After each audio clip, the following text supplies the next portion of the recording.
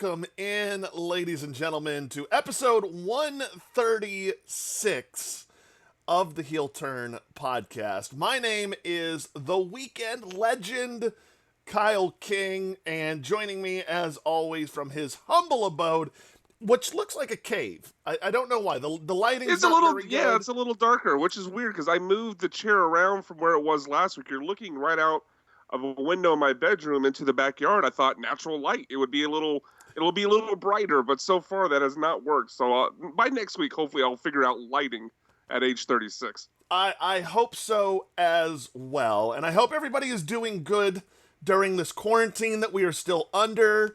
But hey, we're going to start getting back out to work soon. So that's going to be Yeah, a thing. yeah, like as if you and I haven't been working this whole time, despite being fired from jobs that we both held. I know, right? Like somehow we end up getting let go from our job at the radio station, yet we're working more than ever. Oh, dude, I've been working 12-hour days, 6 days a week. It's been insane. But hey, I'm actually making more money now than I did in radio, so it's worked out. Mean, that's always something. And look, I'm not At complaining. least over the short term.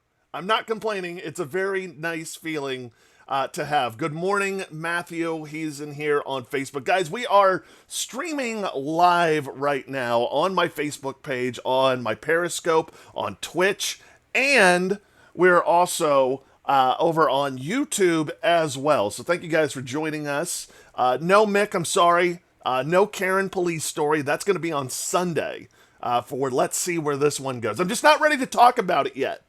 Okay? It's too fresh. You're still damaged and hurt by it? Yes, I'm also letting some things. I'm also letting some things blow over. Like the heat from the police? Again, Sunday, BMAX. Sunday. We'll get into that right. Sunday. But in this episode of the Heel Turn podcast, we're going to give you the two things. Well, not even two things. We're going to give you the things that we loved from wrestling this week. We're also going to give our golden shovels of the week of all the things that we hated. BMAC has a groundbreaking top 5 yet again. He also... People have told me that during this quarantine, what they need are more groundbreaking top 5s, and I'm here to deliver that. I don't know if people have been saying that. No, people have. All the people have. Okay. I'll you know what? I'll take your word for it. We also are going to play What's the Odds? BMAC has a Please Don't F This Up. And we're going to start things off like we do each and every week with the news, the rumors, the gossip of professional wrestling in a segment that we like to call Clean or Botch. And BMAC, we're going to start with Vince McMahon on his quarterly investors call for WWE. He outlined why he thinks Raw's ratings are suffering, and he said, Raw has suffered, but not necessarily because of the environment with the empty arena. It suffered because we bring in a lot of new talent to Raw, and it takes a while to get talent over. We no longer have Brock Lesnar, obviously, but we have a new champion and a lot of new performers coming in. That's the reason, and how you use those performers in this story or that story. With new talent, it's going to take a while. Clean or Botch on McMahon's explanation, BMAC? Absolute botch, because I think the numbers, look, you and I are people that don't typically get too worked up about the ratings week to week, but we have seen, for whatever they're worth, the ratings going down pretty consistently, or at least be lower than what we would hope they would be for a long time, going back to before the whole COVID-19 and quarantine started. So I believe this is... It's not on the new talent. I think, one, the show overall has suffered just because the creative hasn't been that good, and people are ratings like you. You mostly watch AEW now. I've been tuning out for that reason. And I do think, like many people have said, including your favorite, CM Punk, wrestling is not an entertainment medium meant to be watch without a crowd. It just changes the product dramatically, as we've seen. I think AEW's handled it better because they've had some of the other talent around the ring to provide some of that atmosphere. But the WWE product, despite some really good wrestlers in the ring and some of the new talent that they've brought up, I really like Austin Theory and Angel Garza. But I just think it's a product that's creative has suffered and gone downhill over the last year plus, whatever timeline we want to talk about. And I do think wrestling is dramatically different and less entertaining without the crowd. So no, I say it's a botch. I don't think it's because of quote unquote new talent and people aren't tuning in to watch them because Brock Lesnar's not there every week. He I wasn't there every week to begin with. Well, that's true. Look, I think it's a clean and a botch. I'm going to play middle ground on this one because while I believe Vince is obviously downplaying the fact that, yes, the product has changed because there's no crowds. And you just said it in your explanation as well, BMAC, that crowds play a huge part into professional wrestling. It just does. It's a different product. We all get it. We all know it, as you said.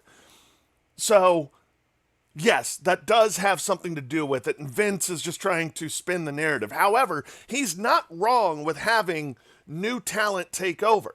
I mean, look, any show that you've ever watched that has had to like bring in new characters or anything to kind of revamp things or they've gone stale a little bit. I mean, look at The Walking Dead, for instance. The Walking Dead is constantly shuffling in new characters, and sometimes it takes a while to get used to them or to kind of get a connection with them and everything. So Vince isn't wrong when it comes to that. I do think he's trying to shift it away from the product looking different, and I kind of get that to an extent. Well, he's doing that because there's no fix for that right now.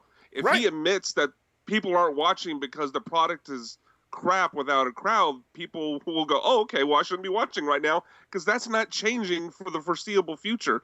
And I like your Walking Dead analogy, but I'm actually going to go the other way with it. As someone who watched religiously up through this current season, which I believe is season 10, I haven't watched it all for season 10, and it's not because the cast members are changing, and they have, but it's just that the story has gotten less interesting. It's a show that I thought has dragged on too long and has lacked direction as to where they're ultimately going with whatever the ending for that show will be, and I think Raw has lacked that same direction in a different way, so I think it's more creative than anything else. Well, he said. And, of course, the empty arenas. Well, look, I think it's also smart on Vince's part to bring up the new talent, because now you start talking about the new talent that you have. Hey, we have a new champion, Drew McIntyre. You have, Austin Theory, who's now on your screen. Angel Garza, who is now starting to make an impact as well on Raw. So you start getting people to talk about the new talent that you have, that you're bringing in, and being like, okay, well, why should I watch the Street Profits? Why should I watch Bianca Belair? You're starting to get that feeling of, all right, let's start talking about them instead of empty arenas. I think it's actually a smart move on McMahon's part to pivot away from that. And pivoting away from WWE, Dax Harwood and Cash Wheeler, as you guys would know them as Dash and Dawson from The Revival. Well, apparently they already have heat on the indies. Per PW Insider, Caleb Conley and Zane Riley have been calling their tag team The Revolt for 5 years now. And, well, with The Revival leaving WWE, they can't use the name The Revival, so they're calling themselves The Revolt. Cleaner botch on the former Revival stealing, and yes, I'm using air quotes for those of you listening to the podcast version, stealing the name Revolt, B-Mac. Yeah, look, I think people would expect that we should say botch because, I mean, if this tag team has been using the name, they've been using the name and they should have some right to that. But I'm actually going to say it's a clean because this is wrestling. Everything is stolen. Gimmicks, moves, names, everything about wrestling is copying and paying tribute to. I mean, it's almost like rap. I mean, everyone's sampling everybody.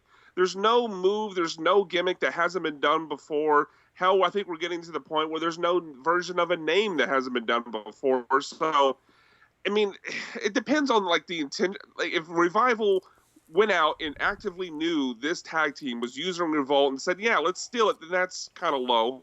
But I'm going to speak for me. I've never heard of these guys. I don't even know what promotion they work for. So I think it's possible that Dash and Dawson now obviously changed their names to the Revolt. I think it's possible that they didn't know who these guys were, didn't know they were using the Revolt name. And I think everything in wrestling is being sampled and borrowed and used, like moves and gimmicks. So, yeah, I think inside of the wrestling business, I don't find a problem with this. So I think where a lot of this controversy comes from is that this indie tag team called the Revolt are actually down in the Carolinas, where I believe one, if not both, of Revival members are actually, from and live. So I think there's a Yeah. little bit more to that, kind of like a, hey, we're in your territory. You kind of should have known this. Having said that, look, I don't I don't know if I have the authority to speak on something like that. I don't know what it's like. I can only speak from like a radio standpoint. Like there's the old adage in radio of like, oh, if you've stolen from me, you've stolen it twice. You know? Yeah, that's kind of the mindset I'm thinking of. And look, I understand that. Again, I know that's kind of a thing in our industry, and it kind of sucks, because there's also with that in our industry comes the hey, you got to at least ask permission. Like I wouldn't go and take a bit from one of my friends that lives here in Houston who's on a morning show, without being like, hey, could I use that? There's kind of a respect I guess thing so, in there. but I mean, how many radio shows have done a birthday scam? You know what I no, mean? for sure. Look, I mean, That's kind of the way I look at it. how many radio shows do a second date update or Right. like you said, a birthday How scan? many wrestlers do it? How many wrestlers do a DDT at this point? Yeah, but hold on. It's- Like a radio bit like that is a nationwide bit. Like that's for everybody. I'm talking about one that is like a specific thing for your show. Everybody has one. You at least need to ask permission before you use it, especially like if you're in a different market or something like that. So I don't know. I don't really have an opinion on this because Is this akin to like a guy being traded to a new team and having to pay the other person to get that jersey number? Is this what it is to you? Does the Revival owe them a nice little check and then everyone's fine? You know what? I was actually kind of thinking about that, but I was like, I don't know if it's the same thing. But you bringing that up, you know what? It might actually be. Like maybe the Revival just sits there and go, because they're going to make more money with it than this other team. So maybe just go like, hey, we're going to give you a one-time payment to take the name, and I don't want to ever hear from you again. Yeah. You're cool with it. All right, moving on. Look, if they accept a payment or something, fine. It's done. It's over. They got something out of it, but I don't know. We'll see what ends up happening with this. Maybe Maybe they should have a match for rights to the name. They should, yeah. Loser drops the name match. I like it. Or a tag team name on a pole match. I think I could get down with that. Is Judy Bagwell available to get on a forklift? She's got to be at this point, right? Maybe. Is she dead? Is she dead? I probably should Google that. I don't want to bash someone that's no longer with us. All right, we're gonna just move on before BMAC says something totally insensitive. Right, disparage the dead. Man. On the most recent episode of 83 Weeks, Eric Bischoff said if able to with their TV contracts, he would take all WWE and AEW shows off the air until they're able to do shows in front of a crowd again. His reason being the product without a crowd is noticeably worse, the ratings are dropping every week, and that viewers are traditionally harder to get back when they get used to not watching something. Cleaner botch on taking wrestling shows off the air as a long-term strategy, BMAC. 100% clean. I actually completely agree with Eric Bischoff on his point because, as we kind of discussed in the earlier topic about Vince McMahon and what he said during the quarterly investors call, the product is noticeably worse. And I think there's a danger of basically advertising to the audience that is sticking around week after week that we're okay. And I'm saying that loosely. I know everyone's dealing with it. They're making the best of a bad situation. But we're okay with broadcasting an inferior product. And I'll go back to the example that I used of The Walking Dead earlier.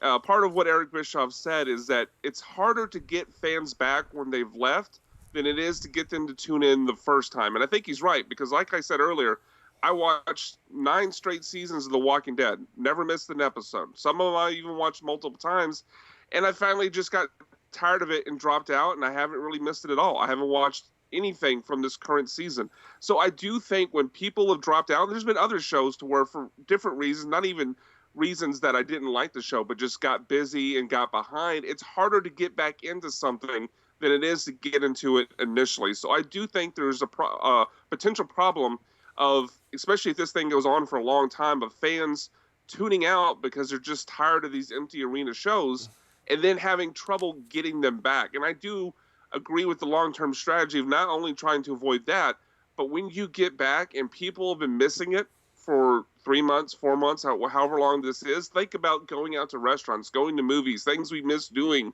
that we can't do right now. When that first weekend opens up and people being able to go to the movies, those places will be packed, out the rafters or whatever you want to say. People, the absence makes the heart grow fonder. That idea, I think that applies here, and I would take them off the air. I mean, if it stretches to multiple years, that's different. But if we're talking sometime in this calendar year, I would take them off the air and let the fans miss it, come back, and be able to present the product at 100%. This is a 100% botch take. Oh. Well, hold on. Look, I'm going to use his own reasoning against him, okay? Okay, all right. He says that, I would take all WWE and AEW shows off the air until they're able to do shows in front of crowds again, because, well, it's noticeably worse, ratings are dropping, and it's harder to get back when they get used to not watching something. So, I get you're losing viewers, right? Mm-hmm. And you're saying that it's harder to get those viewers back once they leave. So now your suggestion is taking it off the air and losing all of your viewers? But I think it's the reason people tune out. Because the NBA had to stop broadcasting games, but whenever they do their playoffs, let's say it happens in July or August, you're telling me there's not going to be record ratings for that? I think it's the reason that people are tuning out. If you're taking it away because we can't, it's different than, this has gotten worse and I don't want to watch it anymore. I think those are two different things. Again, his solution is to take it off and just get no ratings as opposed to... Well, we can both agree this will never happen because the ad revenue and the TV contracts aren't going to allow it. But I do think in a perfect situation, it could work. Hey, look, Joey on Facebook Live chimes in, and I agree with this. He says, I think it's great. It's the only sports show live on TV. They need more cinema matches. Look, we'll get into this a little bit later because it's going to be part of my golden shovels. But I watched the NFL draft in its entirety yesterday because I missed football so bad and any kind of live sports, okay? Right now, I've gone on record multiple times on this show that I'm glad that they're still doing shows. Yes, they're pre-recorded. Yes, they're not the same. I totally understand and get that. But I'm happy that it's happening, okay? Because it gives me something to watch. It gives me something to look forward to each week. Sure, some people may dip out, and that was understandable. We knew that was going to happen in the beginning. Also, AEW wouldn't be able to afford to do that right now. They just started in October.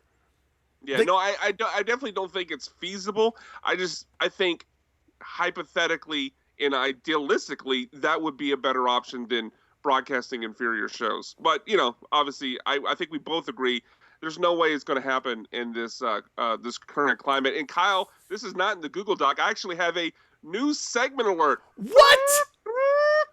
What? Yes, we have a new segment that I've kept from you because I wanted to be able to ask you the question, tell you about this. You probably have already seen it, but get your reaction to this. So it's kind of similar to deleted tweets. This one is Twitter feuds. We have a wrestling journalist, if you want to use air quotes, Twitter feud. So you've obviously watched this most recent episode of AEW Dynamite, and in there we had a match between Kenny Omega and a jobber named Alan Angles, I'm not sure, Angels. There was some confusion even amongst the broadcasters as to what his name was. But it started a back and forth between Uncle Dave, our buddy, Dave Meltzer, and Ryan Satin of Pro Wrestling Sheet, debating on whether or not Kenny Omega should have squashed Alan Eagles, whatever, or if they should have had the match that they did. The jobber got in a lot of offense. I'm sure you've watched the match.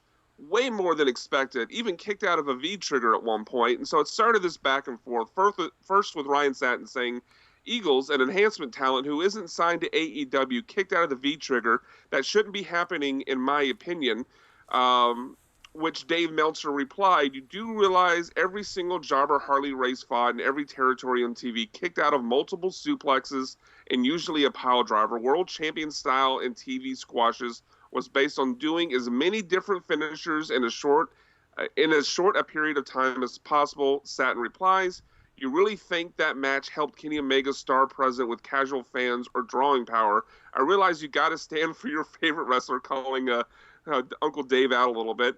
But to me, this hurts him in the long run. If he had signed with WWE and done this, I'm sure you would have said the same thing. So do you think Kenny Omega having a back and forth 50-50 style match with a jobber that no one had heard about hurts Kenny Omega, or does that help enhance the talent that Kenny Omega is facing and build new stars? Whose side are you on, Uncle Dave's or Ryan Satin's? I hate them both. Like, for having the debate. First of all, you have two guys who have never stepped into a ring debating on if somebody should have done something, okay? Screw both of you. You're both idiots. I didn't care. Like, look, and I'll get to this because it's part of the things that I love from wrestling this week. But I like that AEW is featuring some indie talent and giving them some TV time.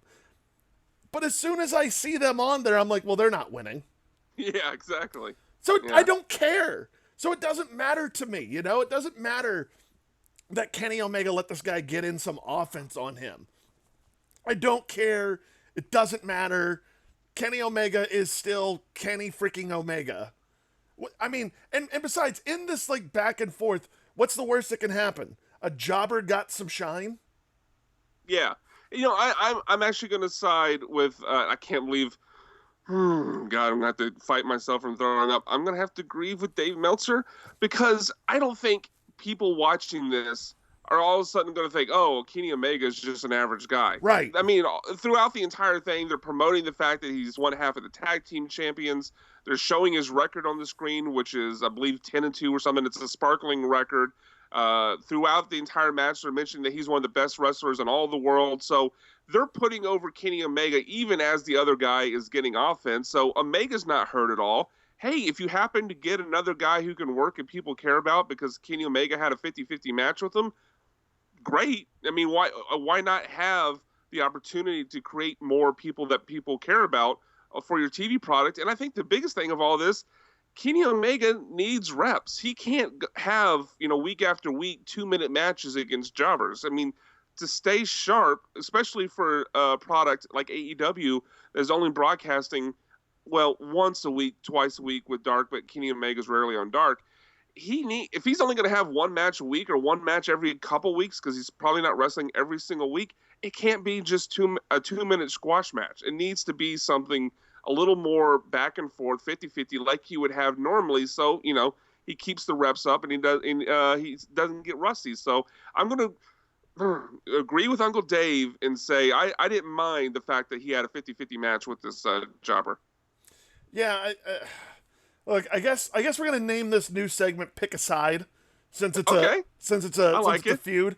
So if we're gonna pick a side, God, I guess it's gonna pain me too, but Uncle Dave wins. I guess. Yeah.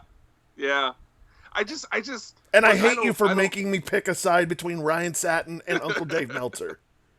Yeah, I don't dislike Ryan Satin necessarily. Maybe I haven't seen what you've seen, but I just think he's thinking too hard if he believes Kenny Omega star power is going to drop off because of one 50-50 match with an enhancement talent. Right, it's over. His career's done. I just don't see it. Yeah, done. Yeah. Well, remember, Ryan Satin does work for WWE, and that is absolutely their mindset. Yeah, that's true. I mean, it was interesting because in that same match, or in that same AEW Dynamite, there was a couple other squash matches. So not every one was presented the same, but I don't mind that. I don't think every match should be presented the same. I can totally see Ryan Satin just sitting around being like, "Hey, Triple H, did you ever let a jobber get in some offense on you?" Please. Yeah. Yeah, probably not. I buried Booker T live on WrestleMania. Why would I let a jobber get in offense? Buried Sting and Sting's WWE debut. Right.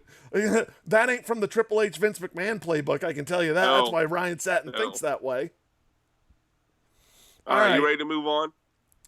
Yes, I'm absolutely ready to move on from talking about Dave Meltzer and Ryan Satin. You have a please don't F this up, so B-Mac. I do. Please don't F this up. Go. Yeah, please don't F this up, Money in the Bank. I think you and I have said many, many occasions that the Royal Rumble is our favorite pay-per-view. And maybe 2 or 3 is Money in the Bank because we love the Money in the Bank ladder match, what it means for the year going forward. Hell, sometimes what it means for that night, because we've seen a lot of like one-night cash-ins recently. Alexa Bliss did it a year or so ago. Dean Ambrose or John Moxley a couple years before that. So I love the Money in the Bank pay-per-view, but they're making some changes that I think a lot of people, when they saw the announcement, thought this was a joke. Instead of having the traditional match inside the ring, 6, 7, 8 guys, whatever, and women now, they have it for both men and women.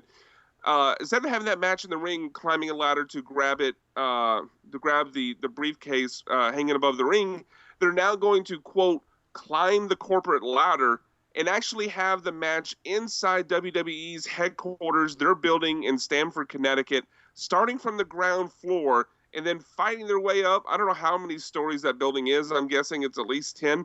Fighting their way all the way up to the roof where there will be a ring and the Money in the Bank briefcase hanging above it.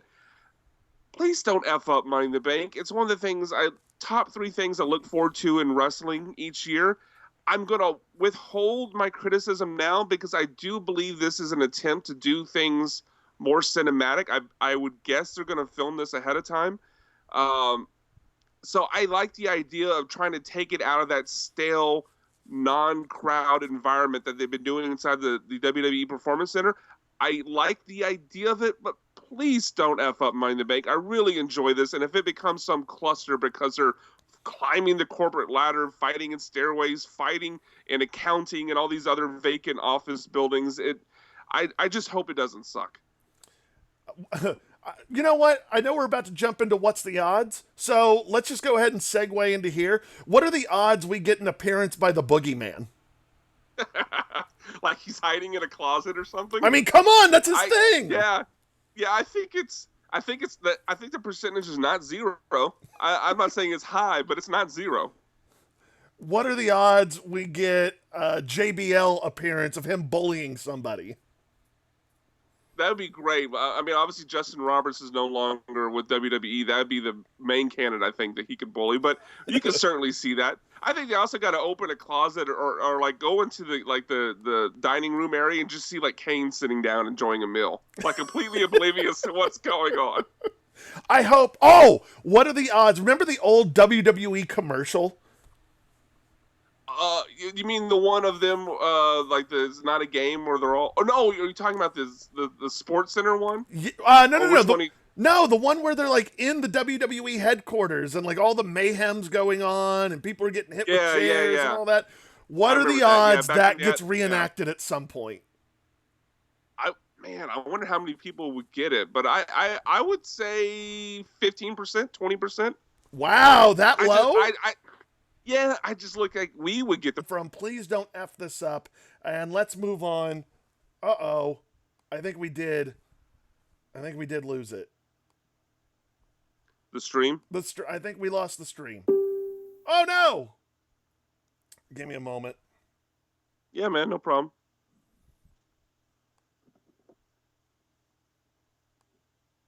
I don't know why it does that in the middle of the show every single week. Yeah, well, I mean, it's been 2 weeks, but so far it's 2 for 2. Maybe I just need to start being downstairs. Oh, no, wait, I guess hymns going on and people are getting hit with chairs and all that. What are the odds that gets reenacted? If we are still streaming, that would be amazing that everyone's getting on this. I wonder how many people would get it, but I mean, I'm going to the... Yeah, I'm seeing it. I'm seeing it right now. On Facebook? Twitter. Okay, well, with me looking down at my phone, trying to see if we're still streaming. This is so much fun, I can guarantee you. The most fun, bro.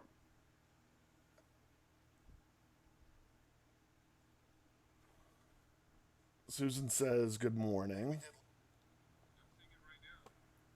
Uh-oh. Yeah, no, I just popped up the video and I heard myself saying, I'm still seeing this. So hymns going on. It was definitely on Twitter and still is. What are the odds? I think we are. It's reenacted. All right, let's just keep rolling. no, I just popped up the video and I heard myself. All right, we are still on. Hooray! Sorry, guys. I know this was really, really fun for you guys to watch us be like, are we on? Are we still The going? most professional. No, actually, you know what? If Maybe we're not. If there's. Oh, really? Oh, really? I mean, I saw it on Twitter. It says it ended. All right, we're going to go ahead and restart. Okay. All right. We're restarting the stream.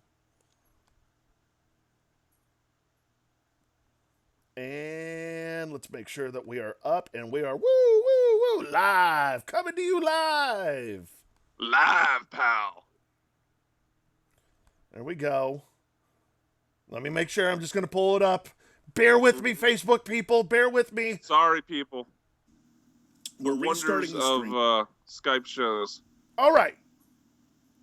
I think we're in here. And let's make sure that we're in here. We're good to go. We're back.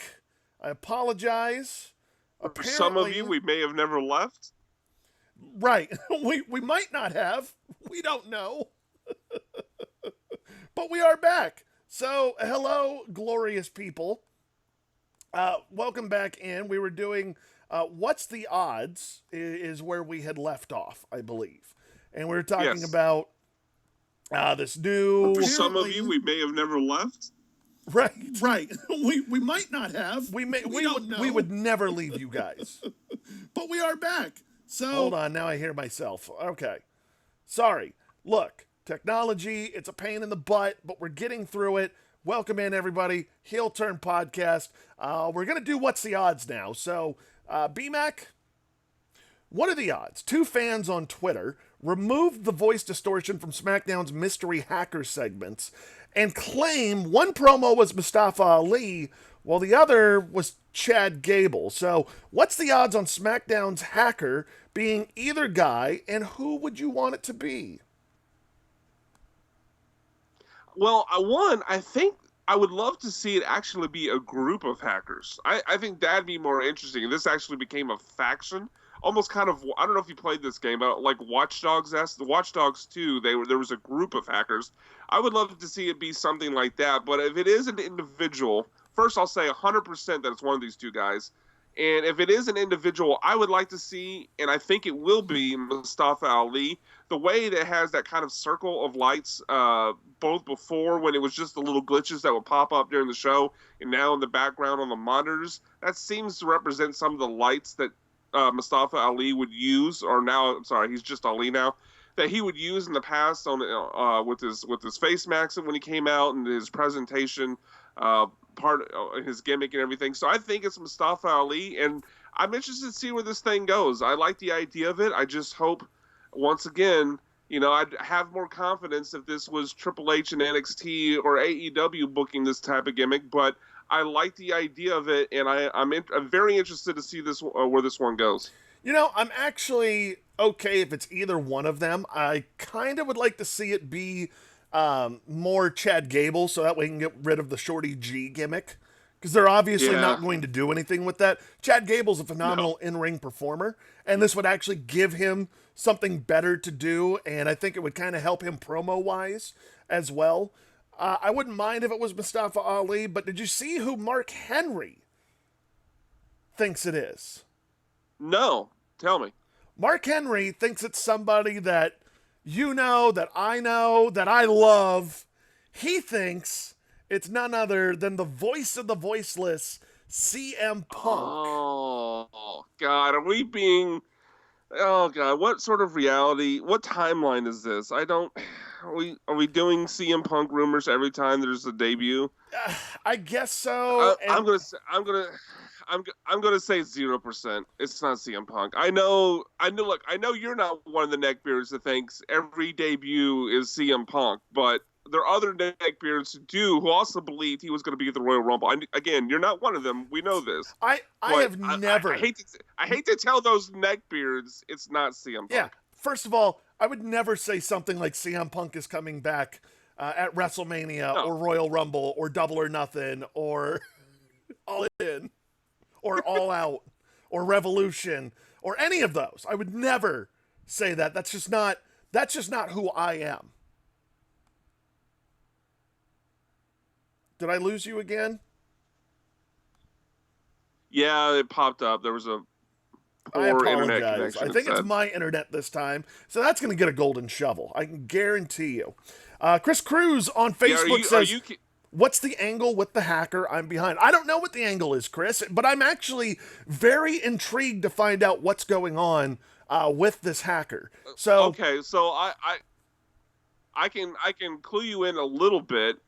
Basically, he's the only thing that he's really exposed so far, but this seems like what he'll be doing, where he's exposing things behind the scenes that end up putting different wrestlers at odds because they've said things about each other. But this kind of started what we see now with Otis and Mandy Rose, to where Mandy was with Dolph Ziggler because of the whole botched date with Otis, but the hacker revealed a security footage of Sonya actually sending the text that supposedly from Otis, or supposedly to Otis, that she was going to be late, which ended up why Dolph Ziggler. Basically, the hacker exposed that Sonya Deville and Dolph Ziggler lied to Mandy to hurt Otis and have them not be together. So that's what he's exposed so far, but it seems like it's going to be. But hold on, that would make sense for CM Punk, exposing people, bringing out the truth. Like, that was his whole thing when he was doing the pipe bomb, talking about Triple H burying people, John Cena getting over on people, like, it would fit. But again, I'm just not that guy who goes around saying CM Punk is coming back. All right? I'm not that person. Never have, never will be. All right? You can't show me otherwise. I've never done anything like that. He's hurt you, Kyle. Huh? CM Punk has damaged you. He's hurt you. Look, I'm just never getting my hopes up ever again. All right? But what I do want to get my hopes up for is Brian McDonald's groundbreaking top 5, ladies and gentlemen. It's time for that. It's time to go into the top 5. I sent him a text. For that, is it? I sent him a text this week. It seems like I'm always sending him, like, I come up with these top 5s, and I'm like, here's your challenge. Here's your homework, B-Mac. And this week, I wanted to know your top 5 wrestlers / performers / superstars who have benefited the most from these quarantine shows. All right, so starting off at number 5, I'm going to go to AEW, and I'm going to go to the women's division, which we've kind of beleaguered at different times just because it hasn't been booked all this well. But I think Hikaru Shida has really benefited from how AEW has, shot all these shows at once, partly because in this current group of shows that they've shot, Nyla Rose is not at those tapings. And so Hikaru Shida, and this has gone back even further, she's had a good 2020 overall, but during this time of what we're seeing over the last couple weeks and probably for the next couple weeks more, Shida's been the top female competitor on the show week in and week out. So I think Hikaru Shida is someone that they put in a very good position. She's the top female talent week in and week out. And I think she's someone, whenever they get to this point where she and Nyla Rose are both doing tapings at the same time, or whenever they do go back to normal shows, whenever that is, I think Shida is someone that they put in a position to where she could challenge for the world title. So I think Shida needs to be on this list, and she is. Similarly, I think Sammy Guevara has been put in a really good spot. And I know we got knocked out from the TNT tournament, lost to Darby Allin on this most recent episode of Dynamite. But Sammy Guevara is one of the people that's been there every week during these TV tapings, is on the show every week. And as a guy who's, 21, 22 years old, I think one of the things he needs the most are reps. And right now, Sammy Guevara is getting the reps that other people are not. So I think he benefits from that. And people are getting to see his personality. He's got that, that they always say the best wrestling gimmick is your own personality turned up to 11. I think that's shining through with Sammy Guevara right now. I think people are getting to see that he's fun, that he can talk, he's got charisma, people are drawn to him, and I think getting to work and being in front of people every single week is only going to make him a whole lot better. So my next 3 are all WWE performers, and I'm going to name off 2 and 3 here at the same time because they're connected. But I think 2 and 3 are Angel Garza and Austin Theory, because those guys were, hell, in Austin Theory's case, he wasn't even in the WWE umbrella until, I don't know, 3-4 months ago, whatever it was. Angel Garza was in NXT, but even he wasn't working a whole lot every week in NXT. He had a brief run, I believe, as the Cruiserweight champion. Mm-hmm. But because of what's going on with coronavirus and some people not being able to fly over because of travel restrictions, some people having to quarantine and stay away, like Roman Reigns, Austin Theory and Angel Garza, who were barely on the shows at all, NXT or not even in WWE, 2-3 months ago, are now on every single week in top spots with the WWE champion. I mean, they're working every week now with Drew McIntyre, the WWE champion, 3 months from not even being involved in the main roster product. So I think those guys have obviously really benefited from this, from what's going on with the quarantine. And number one, I think this is without a doubt number one. I will take no debate as to the contrary, but I will say Braun Strowman is number one, because if it wasn't for quarantine, he wouldn't be the Universal Champion. But because Roman Reigns, who was going to win the Universal Championship, had to step away, and I completely agree for his reason to do so, obviously being immune compromised from what he's had to fight with cancer before, he can't be there. So that title then went to Braun Strowman. Braun Strowman would not have the Universal Championship if it wasn't for coronavirus. So I would say Braun Strowman has to be number one. Okay, look, I agree with you on the list. I think this is actually a very good list that you have done. The one person I would actually put in, and I don't know. That's what I do. Oh, very humble as well. People have said you're the most humble.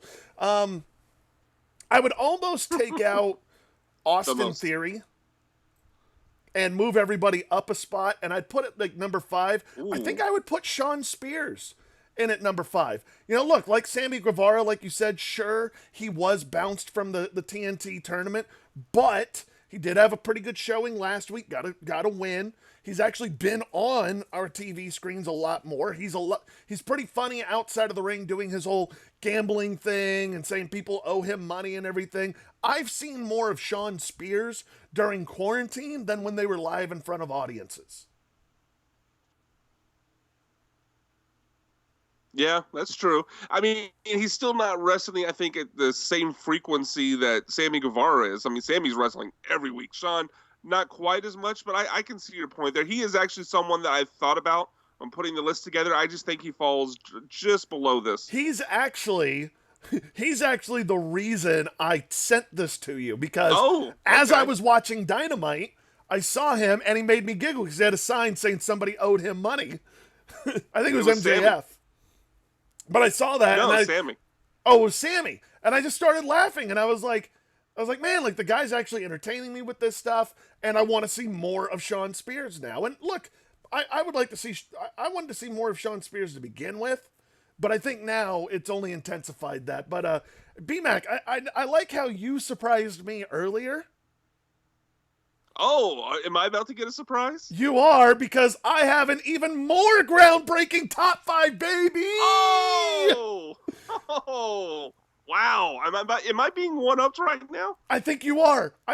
So, ladies and gentlemen, welcome in to Kyle King's never-done-before, super groundbreaking top 5. And this week, on my top 5, I have the top 5 opponents I would like to see for Wardlow. Okay. Wardlow was recently on this last episode of Dynamite, and man, I was just like, I want to see more of this guy. I've only seen him wrestle 3 times, once against Cody, once on Dark, and now against another jobber. I'm excited for Wardlow, and it just got me to thinking of all the potential matchups that there could be. So, B-Mac, I ask you, my friend, are you ready? Let me sit back in my chair and make sure I'm able to fully absorb what the information that's about to smack me in the face begin. All right. Top 5 opponents I would like to see Wardlow face. Number 5, he's not technically a full-time AEW wrestler. He was brought in for a one-off with Jon Moxley. I would love to see Wardlow go up against Jeff Cobb. Yeah. Jeff Cobb would be fantastic. That's a good one. Yeah. I think those two would have just a banger of a match. And as Big E says, just two big beefy boys slapping meat, beating the crap out of each other. I think it'd be a lot of fun to watch Jeff Cobb take on Wardlow. Number four, I'm going to go with, he's a 7-footer. He's athletic as hell. Luchasaurus. I'd like to see Luchasaurus and Wardlow square off against one another. Oh. Because while Luchasaurus is a big guy, he's a pretty agile big guy. And I would like to kind of see those two styles mesh. So I think there'd be a little bit of a clash of styles there that I would really enjoy seeing. So Jeff Cobb at number 5, Luchasaurus at number 4. At number 3, the big hurt Jake Hager. Wardlow and Hager would have a pretty big time match. Look, they can both wrestle. It would be a hard-hitting match, and I would really like to see that. No holds barred, nothing like that. Just put them in the center of a ring. Maybe put them in a cage. I wouldn't mind seeing Mr. Mayhem go up against the Big Hurt. That would be pretty badass. I think we're on a latency here. Are you hearing me? Yeah, I'm hearing you. I'm just trying not to interrupt because there's a noticeable delay. So Gotcha. Okay. At number two, I'm gonna go with Lance Archer, the Murder Hawk Monster. Lance Archer again, big 7-footer, more of a Wardlow style. I'd like to see again that big clash between big men. I think it would be a pretty good match. Look, it's not going to be a lot of tricks and flips. It is going to be a straightforward, hard-hitting match, and that's what I want Wardlow to have. Yes, I want him to have a contrasting style with Luchasaurus, but again, I want to see a big bruiser of a match go on, and I think Lance Archer would give that to him. At number 1, though, B-Mac, number 1. Are you ready for this one? Are you ready? I'm ready. The Exalted One, Brody Lee. Brody Lee versus Wardlow. Shut up and take all of my money. Just give me what I want. I love it. I only have a problem with one of your people. Only one of the people I would kick off. And I absolutely agree on your number 1. I think you nailed number 1. And I agree with 4 of your top 5. I don't really want to see Wardlow versus Jake Hager. I think that'd be a crap match. I just think I think both of those guys need someone around them to create movement, and I think it'd be a crap match. I would substitute someone Jake Hager just fought and put in Jon Moxley versus Wardlow. And other than that, I love your list. You know what? I thought about putting Moxley on the list. I really did, but again, I was just like, you know what? Like, Wardlow is a big destructive monster, and I kept going back to what we've said about Braun Strowman in the past of let monsters do monster things. You know? Let them have monster matchups. I mean, look, whenever you see Godzilla versus King Kong, it's awesome. Whenever you see Godzilla take on Mechagodzilla, like, you want to see the big monsters take out one another. So I was kind of trying to stick to more of who do they have as monsters, because that's also been a knock on AEW is that, they have a small roster, it's a bunch of small guys, and it's like, no, they can actually bring in big guys to have these big monster matchups. Big beefy boys, yes. Slapping me, as Big E said on his his podcast. Big E is the best. Big E is so hilarious. He's so good. All right, so now that my groundbreaking, and oh my God, the reaction online already, my list is better. Just people are saying it, B-Mac. People are already just being like, this is great. This was a great thing. No, I'm gonna need to see some receipts. I'm gonna need to see some receipts. I don't buy that. Just take my word for it. Just take my word for it. Hey, it's time. This is the time of the show where B-Mac and I have a list of grievances, and we're going to name them off. It is our golden shovels of the week, and here's the deal. anything we didn't like. I didn't want to put it just specifically on wrestling. I just said anything that happened this week that you don't like, put it in the golden shovel segment, and we'll just bury it. We don't want to see it anymore. We hate these things that happened. BMAC, go. So I'm going to start a little personal, as I discussed last week. I think maybe the week before. I'm doing Shipped right now, and so a lot of these are personal gripes that I've experienced over these last couple weeks, finding other ways to make money during coronavirus. And I'm going to start with actually burying myself in my memory of where I parked. I swear to you, Kyle, I'm 36 years old, and if I do not park in a very obvious space when I'm at these grocery stores, for the life of me, I always come out of the store having the panic of, where the hell did I park? I don't know. I don't know what it is. I can remember things that happened, very obscure things that happened in wrestling in 1996, but for the life of me, I cannot remember where I parked at grocery stores. So my first shovel goes to my own memory of where I parked. Next two are very also grocery shopping related. One being produce bags. I hate produce bags. With all of my heart and soul, and partly is it to blame on my hands being too dry, maybe, but for the life of me, I struggle. Like sometimes when you see the little kids and they first start working with the blocks, that has the circle with the circle hole, the square hole, things like that, and they struggle because they're still learning the shapes and all that sort of stuff. That is me as a 36-year-old trying to open produce bags. Whenever people request things like cilantro, cucumbers, or whatever it happens to be, and I see that in the list, I just, I'm in for that sort of day. So I've noticed when my hands get wet, I don't have as much of a problem. So apparently my hands are just way too dry. I need more moisture. People said that about me. I need more moisture. Not gross. But, yeah, I'm going to have to bury produce bags. My last bury, because I actually had something on here that I'm going to move to my likes the more I've thought about it. But my last bury is wrestling related. And we don't have to spend a lot of time on it. The list is out there if you want to see it, and it's long. But Nia Jax is just hurting people out there. I mean, if you saw her quote-unquote buckle bomb this last week where she just tossed, and it was bad. Yeah, and this is coming off of her talking about Ronda Rousey being an unsafe worker, and it's like, not a good look there, yes.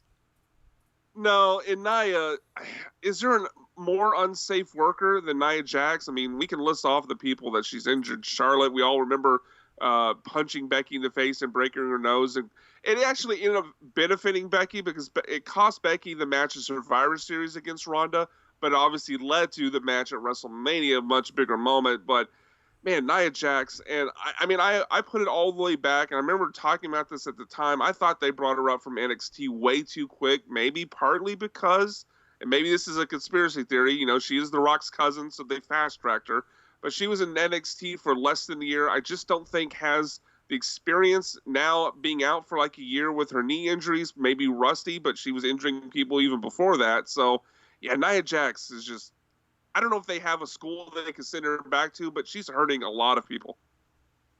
Yeah, she is, she's definitely not that safe. I wouldn't tell her that to her face because I've watched her break somebody's nose on live TV. So yeah. I'm going to talk, I'm going to save judgment, but yeah, Nia Jax, not a good look, madam. Not a good look. And here's what sucks. I really think Nia Jax can be awesome. I really do. I really do. She has the look and the size to be a great, intimidating heel. But you can't have her out there, or at least you shouldn't have her out there if she's injuring people all the time. All I can say is that whenever they finally do the female brawl for all, my money's on her. We've already seen her break Becky Lynch's nose, so yeah, I'll go with that. And then Butterbean will come and knock her out. She's got to be the clear favorite in Brawl for All. That's all I'm saying.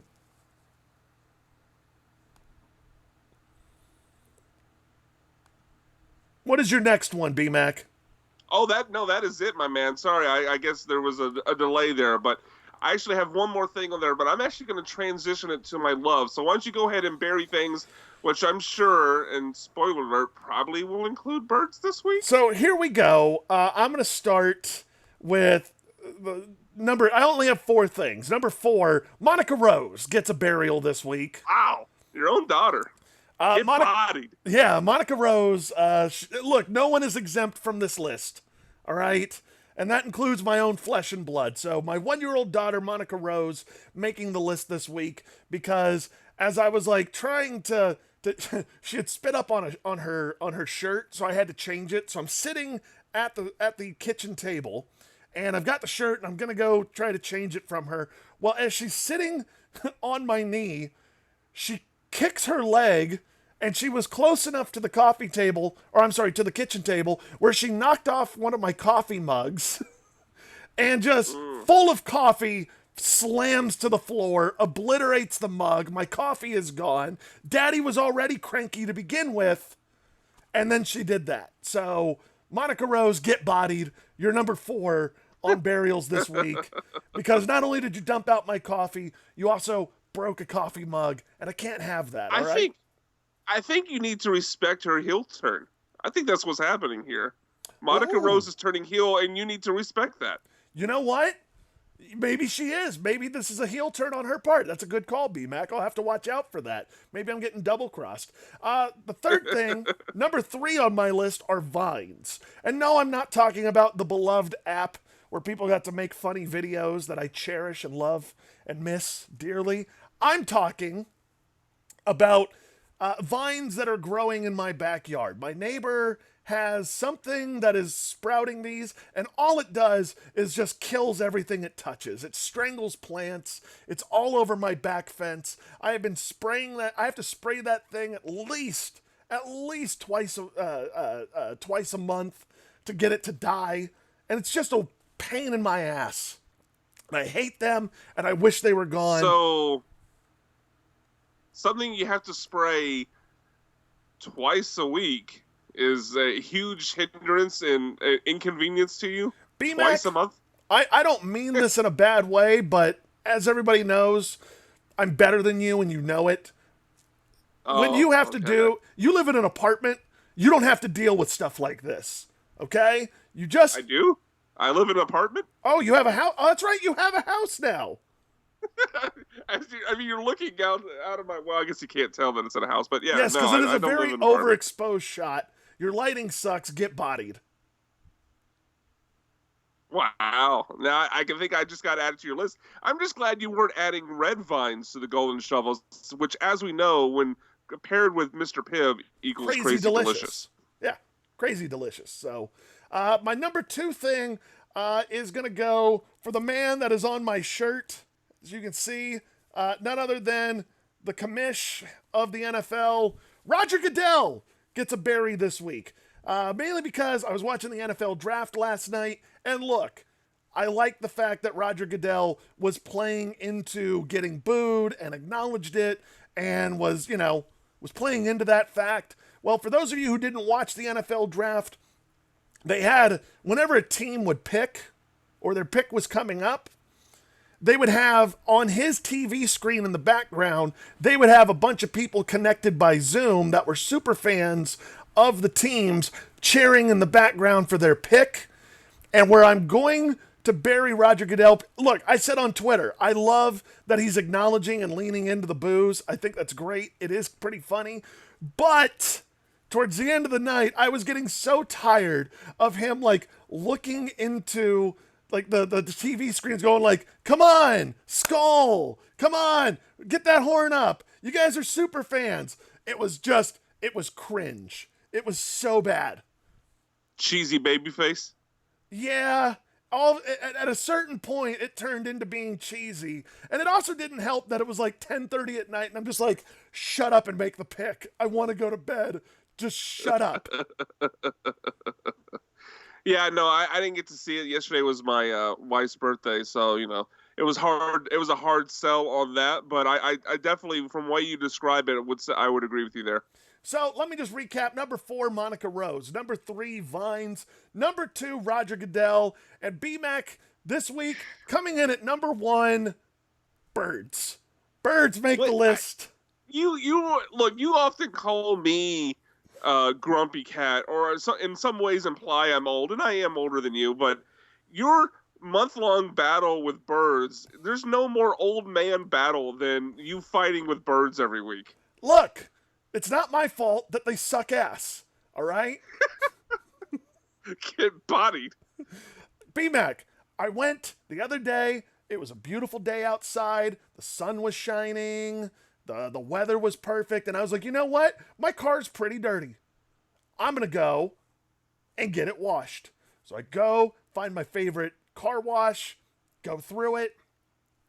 Not even 30 seconds after I leave the car wash, 2 birds just crapped all over my windshield, and I had to go back and get it cleaned off.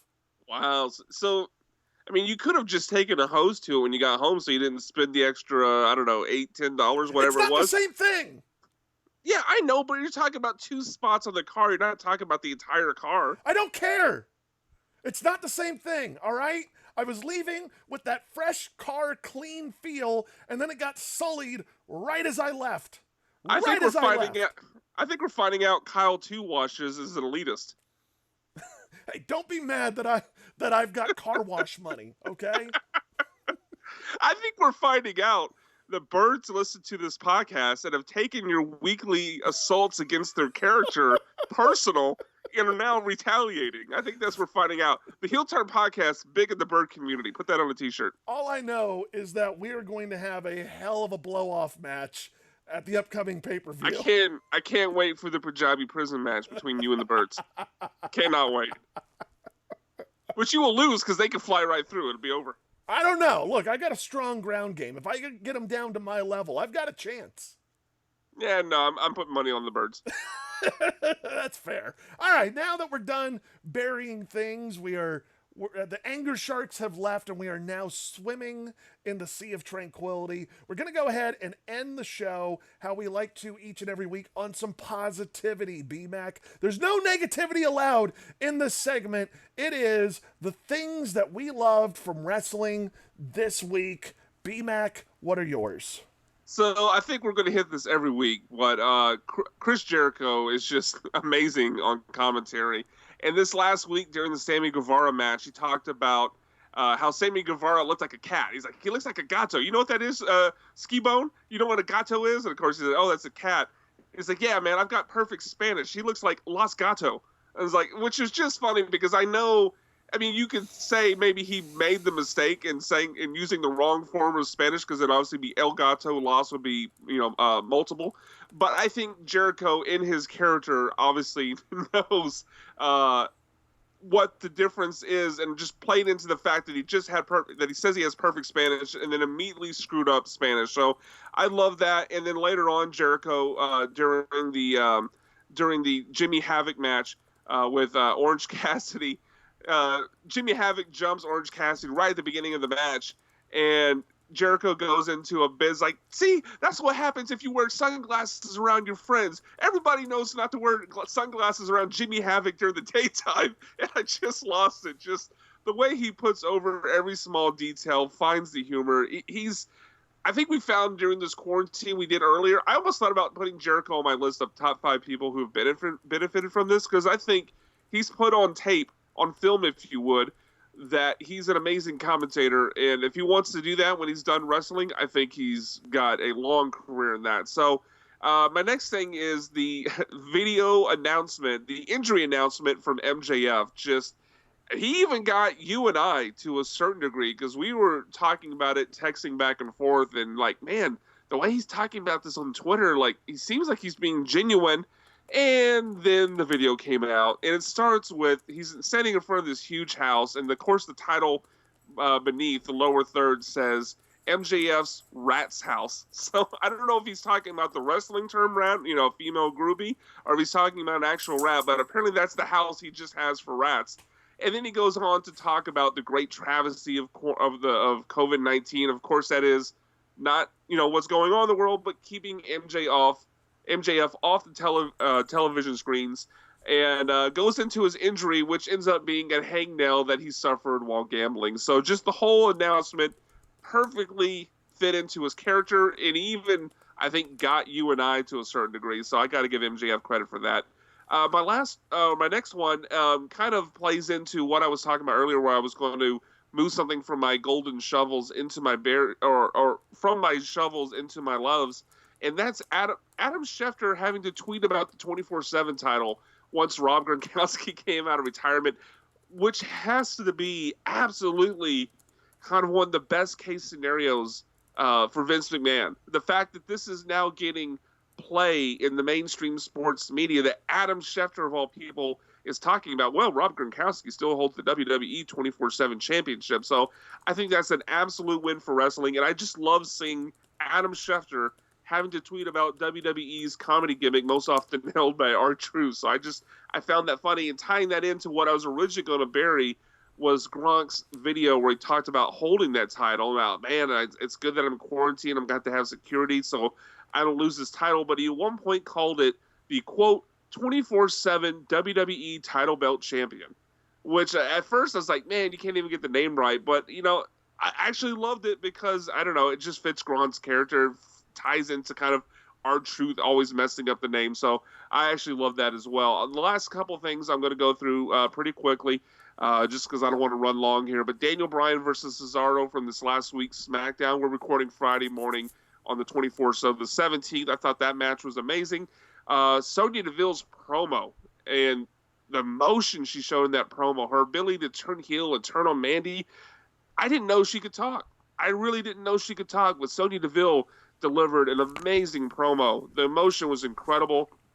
The delivery was incredible, and I'm really excited to see what they do with this new twist on her character going forward. And my last one, man, Sheamus, I feel bad for Sheamus because he was supposed to be in the Elimination Chamber, then it didn't happen. I think he was supposed to be involved in WrestleMania because he was on the title graphics when they did the intro videos for WrestleMania, but he wasn't on that.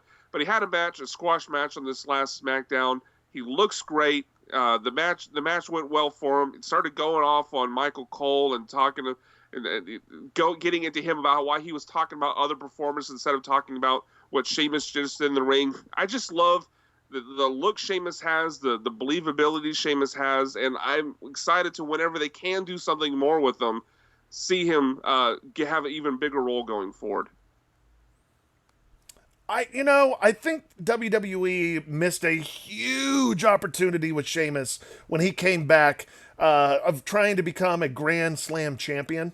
I would have loved to have seen him play into that more and build into his comeback into wrestling. Instead, he just kind of got put into like a little one-off with Shorty G. Right. At the beginning. So, look, I like Sheamus. I hope he still continues down that path, and I hope they make a big deal about it. But, we'll see where they go. But I like yours. Very good. Very fantastic. The things that I loved this week. Number 6, Brody Lee is just awesome. Oh, yeah, 100%. Like, I'm so glad that they're actually featuring him. I'm enjoying his matches again. He's going up against some tomato cans, but that's fine. God forbid he lets a jobber get any offense in, because then his star power would just be... Ryan Satin would have a fit. Right, right. And you got to impress Ryan Satin. Obviously, that's the most important. Yes. So Brody Lee is just awesome. That's number 6. Number 5, the Dark Order is getting a former Heisman hopeful. Have you seen the pictures of this guy? No. Yeah, there's actually pictures surfacing of kind of the look. Obviously, he has the Dark Order mask on, so you can't see his face, but he looks, size-wise, about the same size as Wardlow. He looks like a big SOB. So, and he's got like kind of like, people will scratch off the numbers in prison to mark off the days they've been there. He's got kind of those marks across his chest. I think there's 10 of them. I can't remember exactly. But he's a big SOB. Looks to have a pretty good look. So yeah, I'm excited to see what they do with this guy. Yeah. I guess he'll be the enforcer for the Dark Order. I'm not sure, but that seems like where they're going. You know what? I don't know, but I'm excited. I'm excited about it, and that is half the battle, my friend. Like I threw the G.I. Joe reference in? Maybe not. I don't care. Number 4, I did a whole top 5 for this guy. Number 4 is Wardlow. Loved Yeah. his match this week on AEW Dynamite. He looked every bit as Mr. Mayhem as he should. He's big, he's imposing. I think he's going to be really badass when everything gets back up and running. So I'm looking forward to more from Wardlow. No, Calling me out for trying to mute my cough. Get bodied. Can we go back to the things I want to bury? I bury Kyle King for calling me out for trying to mute my cough. There we go. oh wow, okay, that's Yeah. That's We're bringing back the English Sharks, my friend. You did this to yourself. that's strong right there. And the number one thing, BTE 200. I loved BTE 200 this week. Matt and Nick Jackson actually had a pretty fun match on BTE. I enjoyed that immensely. Also, not sure what the future holds for BTE, but I'm excited. I saw the rumor from Uncle Dave that he thinks BTE is going to be ending. It might be, man. It very well might, but I don't know. We'll have to wait and see. Did they hint at that during BTE 200? Because obviously, I didn't watch it, but did they hint towards that? Where's this coming from? A little bit. There's kind of a cliffhanger at the end of BTE 200 where they're just like, okay, and that's it. And then, Nick goes and shuts his laptop, and because they're talking about like, oh, it's been a hell of a ride and 200 episodes, blah, blah, blah, and that's it. And he closes the laptop. But then you hear Matt go, well, there's that other thing we could do.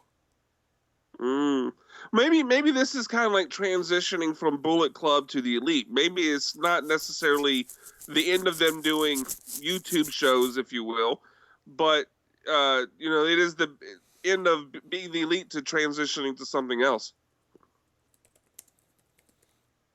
I am curious though. I mean, we wondered aloud last week if they would try to pull off the spot where they forgot where they were and looked for a tag. Did they do that during their match?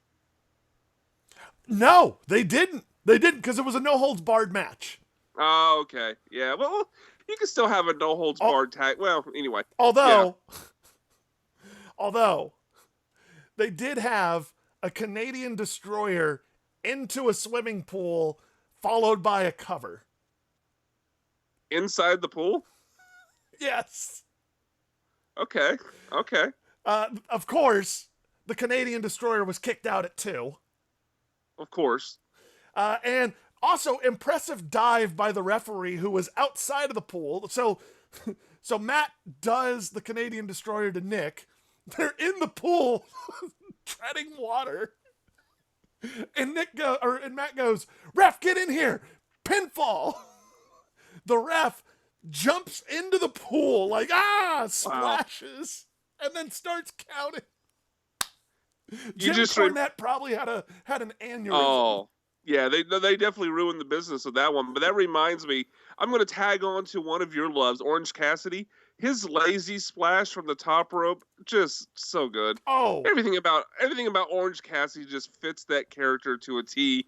The details he pays attention to, and awesome. The fact that he goes up to the top rope for a big splash, and then I don't know if he falls asleep or he just gets bored and falls over, but he just kind of falls over like a dead fish into what they called the lazy splash. It was amazing. Absolutely, I loved it. So that, my friends, was our loves of the week, and we want to thank you guys for watching. Of course, we're going to be doing these live on Facebook, Periscope, Twitch, and YouTube each and every week. You can go and follow us over on our social media accounts at Kyle King on Air, at Sacked by BMAC, at the Heel Turn Podcast, and for the visionary Brian McDonald, who is in his cave, who's going to apparently work on his lighting. And for me, I am the weekend legend who's actually going to have to go and work on my internet connection for next week. Thank you guys so much for tuning in. We always appreciate it. Stay safe out there. Wear a mask when you're out in public. It won't kill you, okay? It really won't, but coronavirus will. And also, as always, wash your damn hands, 'cause you're nasty. We love you guys. Thanks for watching. Peace.